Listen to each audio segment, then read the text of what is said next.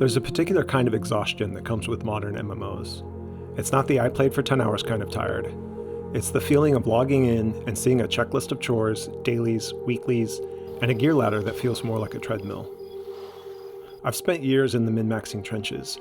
I've loved my time in the early days of Azeroth, the lawless sprawl of New Eden, and the brutal camps of Norath. But lately, the discovery has been replaced by efficiency. Many, including myself, are rushing to an endgame that feels like a spreadsheet.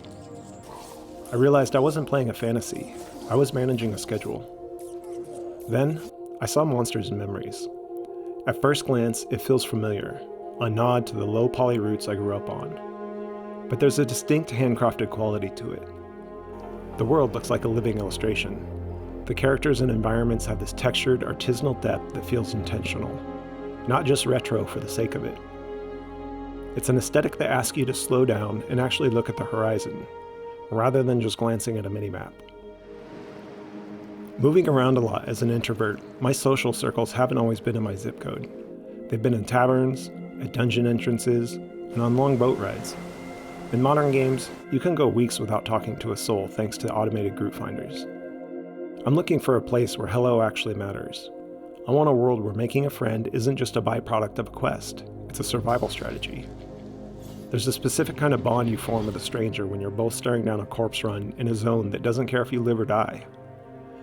That brings us to the survival aspect. Monsters and Memories doesn't hold your hand. There are no glowing trails on the ground or giant arrows over NPCs. You have to listen. You have to read the dialogue. You have to care about the world because if you don't, the world will swallow you whole.